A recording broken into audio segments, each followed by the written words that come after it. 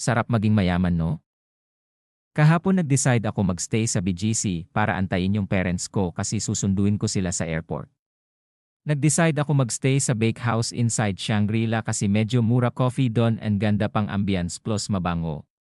BTW, di ko tambayan ang BGC sadyang dun lang ako nag-work kaya medyo familiar dun. Nag-o-observe lang ako sa mga tao dun and grab ramdam mo talaga na ibang klase sila. The way they dress and everything. The way they talk. Sobrang natural lang talaga nila.